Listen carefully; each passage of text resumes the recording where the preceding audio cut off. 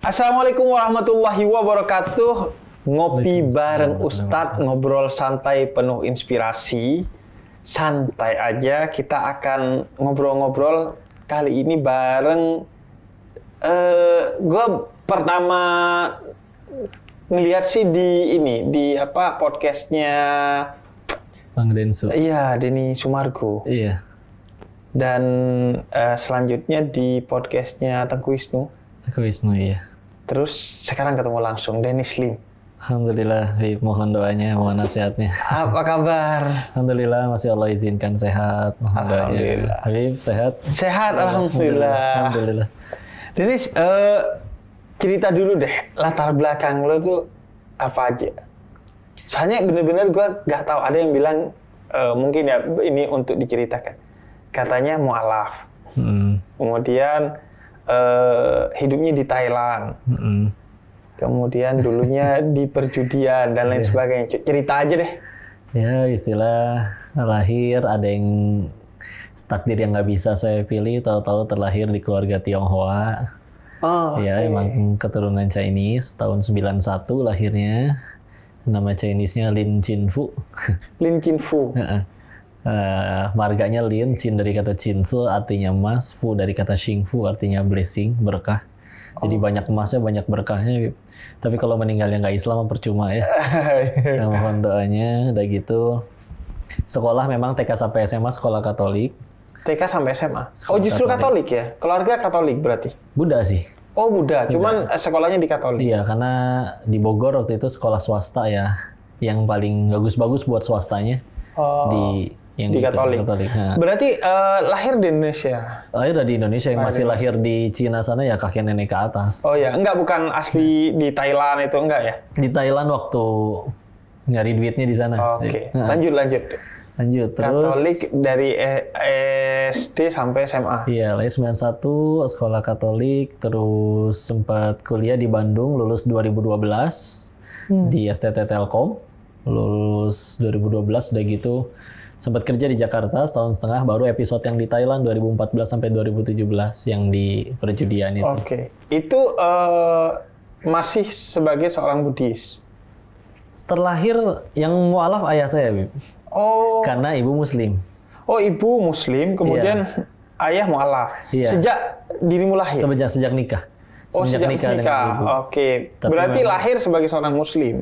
Secara KTP iya, tapi kan karena sempat lama tinggal dengan nenek, beliau Buddha, jadi dikasih makan babi, jadi sekolahnya juga sekolah Katolik. Oh. Nyari duitnya jadi bandar judi, jadi ya jauh sih dari keislaman. Oh, kenapa hidup sama nenek? Awal nikah mereka sempat sama nenek dulu, udah gitu. Pas akhirnya mulai punya rumah sendiri, dekat sama nenek, sering main ke situ juga. Akhirnya punya rumah yang lebih besar karena tambah adik-adik ya. Jadi tapi tetap tinggal sama nenek sempet. Karena lebih dekat ke sekolah, tinggal jalan kaki. Dan betah aja di situ. Iya. Kalau sama amah, manggilnya amah ya kalau orang Hokkien. Oh, manggilnya amah untuk nenek ya? Iya. Oh, kalau orang Arab itu amah tuh untuk saudara ayah yang perempuan? Iya, kalau ini amah. Amah atau enggak popoh biasanya. Oh, popoh gitu. Karena nyaman di sana. Iya. Mungkin karena di sana makannya babi. kan enak katanya. Enak sih. Nah, oke, sampai akhirnya memutuskan untuk ke Thailand? 2014. Kenapa? Singkat cerita ya, pernah ada kondisi di mana memang sulit keuangan, papi pernah bangkrut usahanya, beliau sakit ya. Ada juga hutang keluarga yang harus kami lunasi. Jadi ya sederhananya sejatinya karena lemahnya iman. Tapi keputusan untuk ke Thailand itu keputusan lu sendiri? Ya. Lu gak ngomong ke orang tua? Bilang akhirnya tahu. Bilang aja. Tapi awalnya udah berangkat aja ke Thailand gitu? Enggak, dari sebelum berangkat pun akhirnya bilang juga. Udah bilang. Cuman ya balik lagi lemahnya iman ya akhirnya demi duit. Iya. Tapi awalnya ke sana mau kerja biasa pada umumnya? Udah dikasih tahu kerjaannya itu. Kerjaannya itu. Di bidang itu. Oke. Terus berarti bisa bahasa Thailand sana? Bisa. Berapa tahun di Thailand? 3 tahun 1 bulan 10 hari. 3 tahun 1 bulan 10 hari? Iya. Lu kok bisa sampai inget gitu sih? Allah izinkan masih ingat aja. Oh iya, 3 bulan. Iya, saya dari 5 Februari 2014 sampai 15 Maret 2017. pasti. Oke. Jadi di sana langsung ke kasino gitu. Pertama datang langsung kerja tinggal juga di sana. Tinggal di sana. Asrama gitu. Ada dikasih mes. Ini sih apartemen bentuk. Terus kerjanya apa berarti itu? Waktu awal jadi IT. IT. Oh, IT. Oke. Oh iya, karena dari Telkom ya. Iya. STT Telkom ya, ada basic di sana. Oke. Sampai akhirnya main. Main iseng. Enggak. Oh, karena dulu kasih taunya kan jangan makan dan berak di piring yang sama. Jadi kalau kita dapat besar dari situ, jangan dihabisin di situ, nggak akan. Oke. Jadi main cuman ya paling kalau lagi killing time aja. Iya. Oke. Tapi kerjanya di sana. Ya, sampai akhirnya buka sendiri. Oke. Nah, gue yang pengen tahu, mungkin semua orang udah tahu bahwa judi itu dalam perspektif Islam tuh haram. Tapi seringkali itu hanya kita yakini. Tapi kita tidak pahami. Walaupun pemahaman itu bukan sesuatu yang utama terkait dengan keharaman judi, tapi kan anak muda khususnya ya, pengen paham kenapa sih judi diharamin gitu. Walaupun ya kita bisa bilang ya memang diharamin di Quran gitu. Tapi kadang anak muda masih pengen tahu apa keburukannya sehingga kemudian diharamin gitu. Masya Allah. Nah, lu kan orang yang tahu dunia itu ya. Silah, kalau udah kita bicaranya Islam kan kalau kata Allah udah dilarang karena pasti buruk buat kitanya. Selesai gitu mah ya. Kalau di sana mungkin yang kami lihat salah satu alasannya karena di sana banyak ateis. Oke. Walaupun ada juga agama ya di sana, ya di Thailand banyak yang Buddha. Dan yang kami ketahui terkait Buddha itu inti ajarannya sederhana, cinta kasih universal. Oke. Ya. Nah, kalau misalkan yang kami ketahui kalau misalkan ada orang nggak pernah ke wihara, tapi dia seumur hidup pokoknya berbuat baik aja biar dapat karma baik, dia tetap seorang Buddhis yang taat. Sesederhana itu. Iya. Nah, tapi kenapa sampai mengharamkan? Kalau dari sudut pandang sayanya, Bib, di sana jadi bukti bahwa kalau manusia hidup tanpa syariat itu berantakan. Karena kalau judi itu, kalau bagi orang mereka ya, kalau ada handphone orang kita ambil, itu zolim namanya. Iya. Tapi kalau misalnya orang main judi, lu datang nggak gua paksa, menang pun gua bayar. Jadi gua zolimnya belah mana? Oh iya. Itu bagi mereka. Sama seperti akhirnya kenapa di Thailand itu banyak banci. Karena ekonomi sulit, kalau ada laki-laki, sekolahnya kurang pinter, nyari duit susah, perempuan bandel, makin banyak duit. Laki-laki bandel, makin ngabisin duit. Iya. Maka gimana caranya biar tetap bisa dapat banyak duit? Nah, karena bagi mereka yang penting berbuat baik doang nih, misal nih. Jadi ya udah, saya operasi kelamin aja juga bukan urusan saya, duitnya duit sendiri, nggak ngutang, ya. Tapi akhirnya di satu sisi mereka sempat ngelihat ada yang berantem di BTS, tapi bukan boy band ya. Iya. Jadi saya namanya Bangkok Train Sky ya, kereta yang di atas itu. Karena ada banci ngasih tempat duduk ke perempuan yang lagi hamil. Di sebelahnya ada ya perempuan yang katanya taat beragama, kata dianya, terus memandang rendah si banci tersebut. Si bancinya marah. Aku yang kamu anggap hina tuh ngasih tempat duduk ke banci, ke perempuan hamil. Kamu yang tadi ngakunya nganggap aku hina dan kamu sering beragama, masa pura-pura tidur ketika ada perempuan hamil? Ya, sehingga akhirnya bagi mereka itu pembenaran. Yang penting saya jadi baik aja. Tapi ketika akhirnya baik, semuanya jadi bebas, ya laki-laki mau jadi perempuan terserah gue, mau nyari duitnya juga izin, mohon maaf. Laki-laki udah jadi perempuan, terus nyari duitnya, ya kebanyakan mau nggak mau dengan cara seperti itu. Dan akhirnya mereka dapat banyak duit dari situ. Ya, di sana wajar kalau mereka punya mobil, punya apartemen, karena ya tarifnya besar, kerjaannya juga seperti itu. Jadi bagi mereka kayak, itu nggak ada kezaliman bagi mereka. Dan ketika itu terjadi, ya di saat itulah tatanan manusiawinya rusak, moralnya rusak, karena sudah terbiasa yang penting katanya berbuat baik ke orang aja. Nggak kenal syariat kan mereka.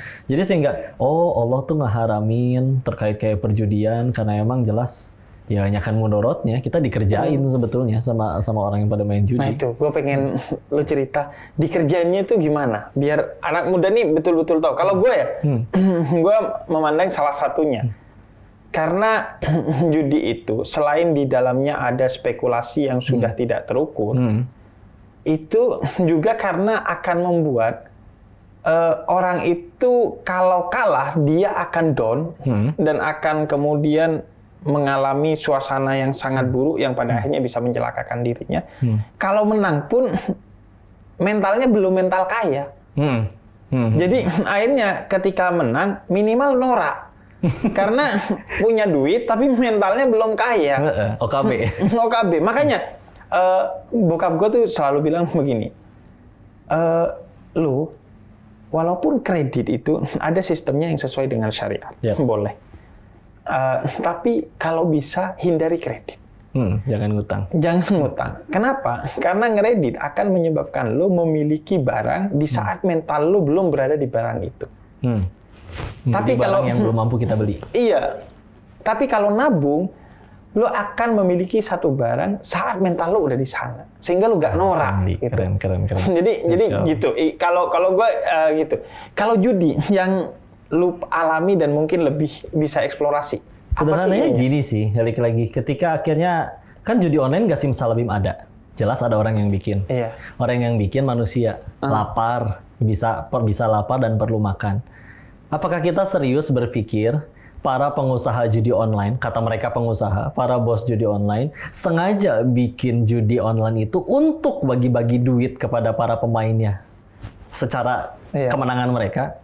Kan nggak mungkin. Karena kalau dari awal tujuan mereka pengen bagi-bagi duit, yang didirikan lembaga zakat infak sodako. Iya. Atau ini UMKM, koperasi gitu. Jadi pasti mereka akan melakukan sesuatu yang istilah langgeng. Kalau judi itu fair, satu bandar ngehadapin banyak orang, benar-benar full total 50-50, ya, maka ya nggak akan ada yang mereka bisa bertahan sejauh ini dan hidup semewah itu. Iya. Karena kenapa mereka bisa sampai sebesar itu? Ya karena ya mereka playing God di situ. Kita benar-benar bermain jadi Tuhan di situ, Bib. Nentuin siapa yang menang, nentuin siapa yang kalah. Itu benar-benar bisa dilakukan. Dan manusia yang punya sudut pandang rakusnya, pengen cepet kayanya, instannya, suka sekali dengan hal itu. Jadi ketika akhirnya manusia bermain jadi Tuhan di situ, punya harta tanpa didampingi iman dan akidah di situ dan juga syariat, ya orang kaya nggak didampingin iman aja bisa jadi zolim. Padahal dapat kayaknya secara halal. Jadi dengan cara bisa ngakalin orang, bisa bermain jadi Tuhan tanpa didampingin syariat, duitnya juga biasanya dipakai buat yang enggak-enggak. Yang menang karena ngerasa duitnya cepet dapetnya, juga biasanya dipakai buat yang enggak-enggak. Jarang sekali orang main judi biar bisa bangun rumah anak yatim kan, ya jarang juga. Mana ada yang kayak begitu. Ya, jadi di sana menjadi jelas kayak pantasan ya Allah haram ini, karena emang di situ jelas-jelas ditipu sih para pemain, benar-benar ditipu, benar-benar diakalin. Gue bilangnya yang menang kecanduan, yang kalah penasaran, kan ya, yang kalah. Dan gue bisa mengerti bahwa si bandar ini menjadi semacam Tuhan di permainan ini. Karena jangankan sesuatu yang berada di bawah kontrol dia ya, kalau permainannya itu pakai alat-alat dia. Kayak judi bola aja deh, yang jauh berada di luar diri dia, pertandingan bolanya. Akhirnya kan dia bisa ngontrol. Bola tuh kan kalau dulu tentang keindahan, kemudian geser tentang kemenangan, sekarang tuh tentang perjudian, siapa yang menang, siapa yang kalah, penalti berapa kali, dan lain sebagainya itu bisa diatur kan akhirnya kan. Bisa diatur. Ya jadi sumber duit yang besar memang dari situ. Iya. Karena jadi makanya karena ada kezaliman dan jelas tipu daya di situ, dan judi itu dia manusia itu bahkan banyak yang nggak bisa ngalahin psikologisnya sendiri atau nafsunya sendiri. Terus dia main udah pakai nafsu, pakai psikologis, itu aja udah bikin dia susah menang. Apalagi ini dia ngelawan orang yang ngerti sistemnya, lebih cerdas darinya, bisa ngakalin gamenya. Jadi ya penipuan sih besar-besaran. Dan bahkan ada datanya, tiap orang yang datang, yang benar-benar kasino fisik kita bawa duit cash, itu setiap CCTV mantau, setiap orang yang masuk, database mukanya disimpan, dia ketahuan nanti di situ hari itu main berapa aja, ada database-nya. Hari ini dia main berapa, udah pernah kita kasih menang berapa, udah pernah kalah berapa, itu semua lengkap. Ada datanya. Apalagi sekarang digital. Iya, apalagi. Lebih terekam semua itunya. Pakai handphonenya apa juga tahu, pakai laptopnya apa juga tahu. Iya, dan akhirnya ya udahlah, hidup tuh cari rezeki lah ya. Jangan cari duit. Kalau udah cari duit tuh, emang nggak salah cari duit, tapi berpeluang untuk jadi salah gitu. Kalau udah cari rezeki itu sedikitnya aja cukup gitu. Kalau duit banyaknya aja kadang nggak cukup. Apalagi sedikit, banyak aja nggak cukup. Tadi gue ingin menggarisbawahi apa yang dikatakan Dennis bahwa lu kaya dengan cara yang halal aja belum tentu itu akan menjadi keberkahan bagi diri lu. Belum tentu lu bisa ngontrol untuk tetap bersedekah, berzakat dan lain sebagainya. Apalagi udah jalurnya udah nggak benar. Nah, puncaknya lo apa pada saat itu? Tetap di IT setelah lama di sana.